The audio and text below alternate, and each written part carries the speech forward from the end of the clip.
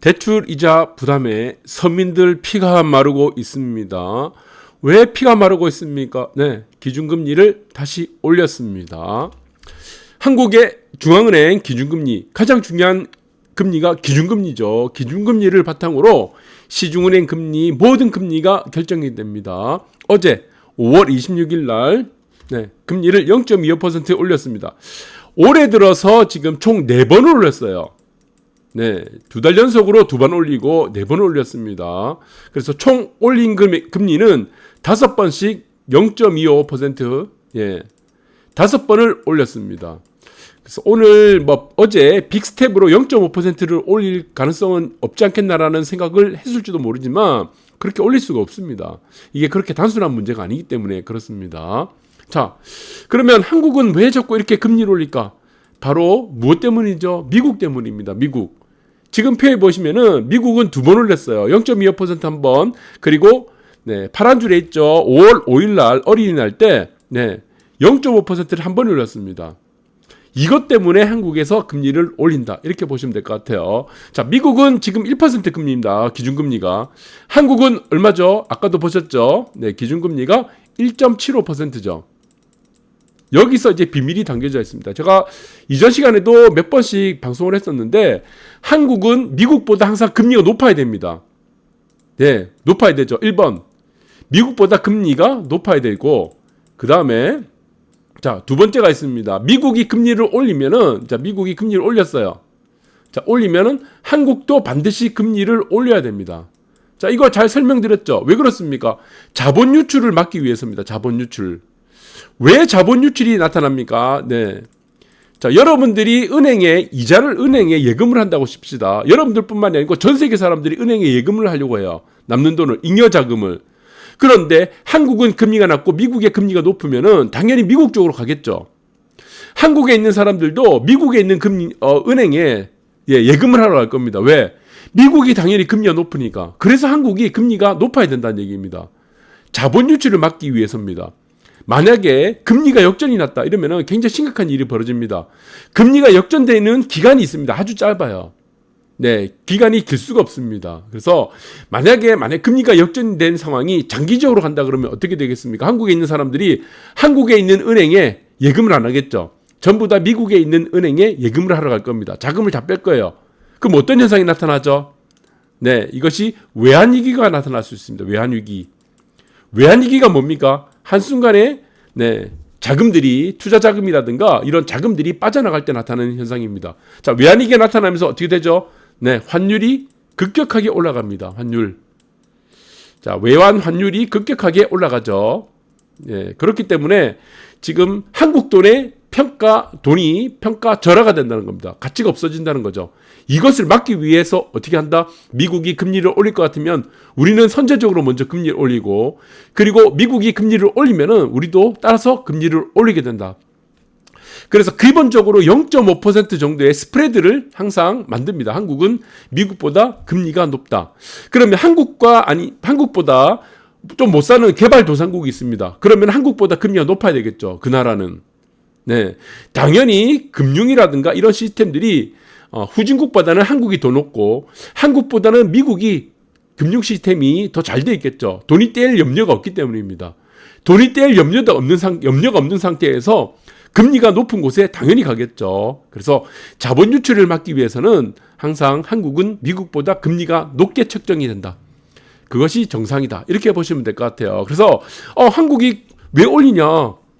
금리를 미국이 따라서 왜 올리냐? 이렇게 바보 같은 무식한 질문을 하신 분들이 있는데 그런 질문을 하시면 안 됩니다.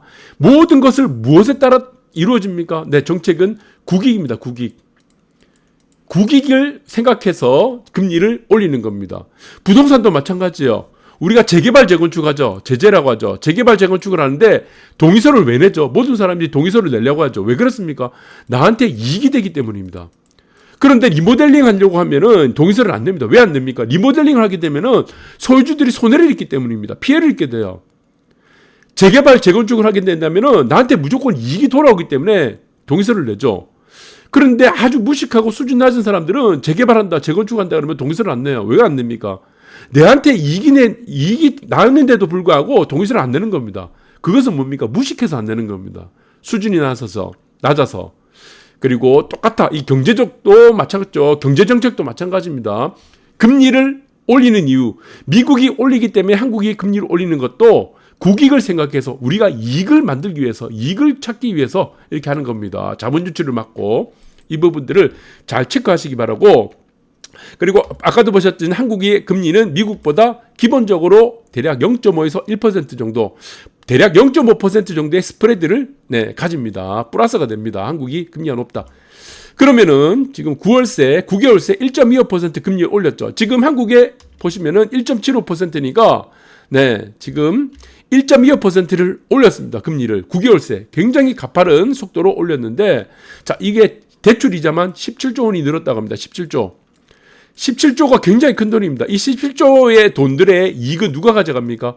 은행이 가져가죠. 자, 은행을 살리기 위해서, 은행에 우리가 이익을 더 많이 주기 위해서 금리를 올린 것이 아니라고 했죠. 전체적으로 미국이 금리를 올리기 때문에, 미국이 금리를 올리는 이유도 물가 때문입니다. 이렇게 해석을 하시는 게 좋을 것 같고, 자, 이것이 연끌족이 어떠냐? 그러면 연끌족도 전략적으로 항상 대응을 해야 됩니다. 그래서 연말에는 0.25%, 0.5%까지 오를 수도 있다고 하는데, 이거 다 제가 볼 때는 다 제시드렸죠. 정답지. 미국 같은 경우는 미국은 금리를 2.5%입니다. 마지노선이에요. 미국은 금리의 마지노선이 2%입니다. 2.0%. 한국은 마지노선이 2%죠. 2.5%죠. 자, 0.5% 정도의 스프레드가 있습니다. 자, 미국은 2% 이상 금리를 올리기 힘들고 한국은 2.5% 이상 금리를 올리기 힘듭니다. 이유가 있습니다. 왜 그렇습니까? 자, 금리를 올라가는 수준이 물가를 방어 해지하기 위한 그 수단으로 금리를 올리는데, 그것을 넘어서 금리를 올리게 되면 무엇이 나타나죠? 리세션이 나타나죠. 리세션. 경기 침체. 자, 이 리세션이 나타난 상태에서 물가가 만약 떨어진다 그러면 더 이상 물가 상승률이 올라가지 못하고 물가가 떨어진다 그러면 무엇이 나타납니까? 이것이요? 디플레이션이 나타납니다. 디플레. 만병통치약이 없는 이 디플레입니다. 심장병이라죠. 경제의 심장병. 모든 것이 다 다운이 되는 겁니다. 그래서 이런 것들을 막기 위해서는 금리를 과도하게 올릴 수가 없다. 단지 지금의 금리를 올리는 것은 물가라는 부분 때문에 가장 크고, 경기가 침체하는 국면 속에서 물가가 올라가는 스태그플레이션이기 때문에 물가만 잡으면 됩니다. 그래서 금리는 미국도 그렇고 한국도 그렇고 지금 0.75% 3번 정도 더 올리게 되는 것은 저는 마지노선이라고 보고 있습니다. 한국은. 그래서 경기 침체라는 리세션을 막아야 되기 때문에, 그러면은 우리나라의 금리에 지금 1.75%니까 3번 정도 금리를 더 올리게 된다면 최대로 여기서 금리 상승은 끝난다고 보는 겁니다. 그리고 여기서 우리들이 또 중요하게 봐야 될 것은 전략적인 부분입니다. 자, 여러분들 금리가 올라갑니다. 1.25%까지 1.25%가 더 올랐어요. 0.5에서 1.25%가 더 올랐죠. 그래서 1.275가 됐는데, 그럼 여러분들은 그냥 가만히 있으면 됩니까? 이자 부담이 늘었죠. 그럼 영꿀, 비투족, 비명이 난다고 하는데 이 비명을 할 필요가 없는 겁니다. 여러분들 지금 주담대가 있습니다. 주택담보대출은 시스템이 어떻게 됐죠? 상품마다 다릅니다. 주담대. 이것은 일반적으로 3년 정도 지나면은 중도상환 수수료가 없습니다. 중도상환. 3년 이내 해지하게 되면은 중도상환 수수료가 있죠. 그러면 어떻게 됩니까? 금리도 항상 어떻게 됩니까? 사이클이 있다고 했죠. 오르고 내림이 이렇게 반복된다고 했죠. 몇 년 단위로. 그러면은 금리가 올라가는 시기에는 여러분들이 집 가게에 이제 쓸 돈이 이자로 들어가기 때문에 부담이 됩니다. 그러면은 이것을 어떻게 해야 되죠? 금리 상승기 때는 어떻게 된다? 금리 상승기 때는 이것을 기간을 늘려야 됩니다. 기간, 만기. 그러니까 장기 상품 40년짜리라든가 이렇게 되면은 원금이 들어가는 금액이 작기 때문에 가계에 부담이 덜하겠죠. 그러면은 반대로 금리 하락기가 있습니다. 왼쪽에 보시면 금리 하락기가 됐다. 그러면은 이자가 들어가는 금액이 작죠.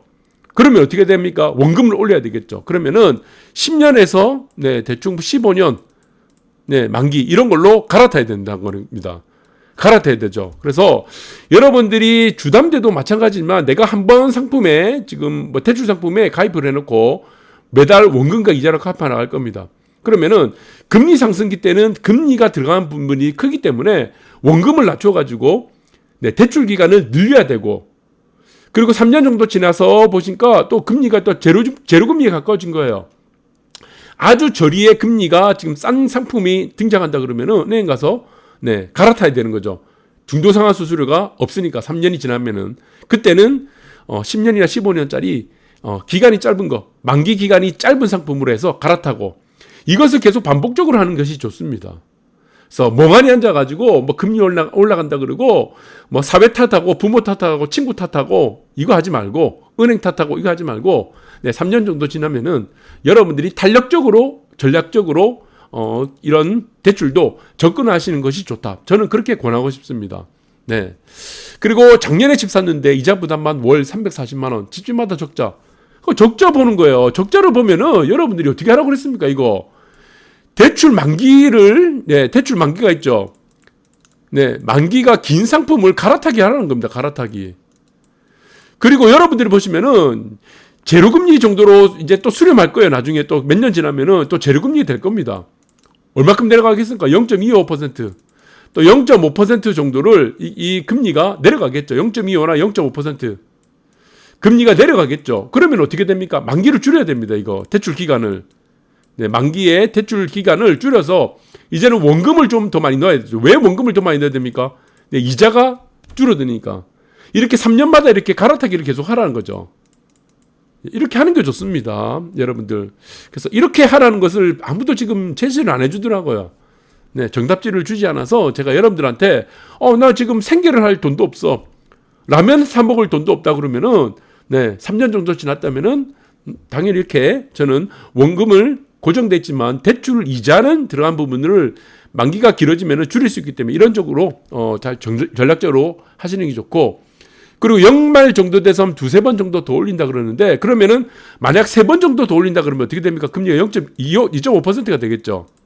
네, 이건 제가 말씀드렸죠. 이거 마지노선이라고 그랬죠. 만약 2.5%까지 갔다 그러면, 만약에 갔다 그러면 이게 만약 마지노선이기 때문에 그다음부터는 어떻게 됩니까? 금리는 하향 안정화됩니다. 금리는 떨어질 수밖에 없다. 그러면은 여기서 나오는 것은 2.5%까지 금리가 올라간다 그러면은 여기서는 물가에 대한 부담보다는 경기 침체에 대한 부담이 더 크기 때문에 정부에서는 어떻게 하겠습니까? 네, 경기 부양을 할 가능성이 크죠. 경기 부양 쪽으로 돌아설 가능성이 크다. 경기 부양을 하기 위해서는 어떻게 됩니까? 금리를 낮춰야 되죠. 그리고 재정 지출을 늘려야 되죠. 네, 돈 풀어야 된다는 얘기입니다. 한마디로. 네, 그리고 이제 여러 가지 금융 정책 중에 완화적 정책을 쓸 가능성이 크다. 이렇게 보시면 될 것 같습니다. 그래서 여러분들을 제가 잠깐 금리에 대해서 올려드렸는데, 여러분들은 제 방송을 보고 지금 뭐 많은 생각들을 할 겁니다. 그래서 제가 제시해 줬던 금리가 있을 거예요. 미국도 금리 2%고 2.5%. 그리고 금리가 올라간다고 가만히 앉아서 아무것도 하지 않고 대응을 하지 말고, 네, 금리가 올라가는 부분에 대해서 원금은 고정되어 있지만 이자가 많이 들어간다 그러면은 얼마든지 3년 정도 지나면 갈아타기 할 수 있으니까 40년짜리 상품도 있다고 합니다. 저는 잘 모르지만 은행에서 한번 문의를 해보시고, 그러니까 금리가 만약 또 제로금리로 다음에 또 가겠죠. 뭐 3년 정도 지나면은 그때 되면은 또 원금을 좀 더 많이 내서, 네, 이자가 싸니까 그렇게 해서 고정금리를 하든 그렇게 탄력적으로 여러분들이 운용을 잘 하셨으면 좋겠습니다. 감사합니다.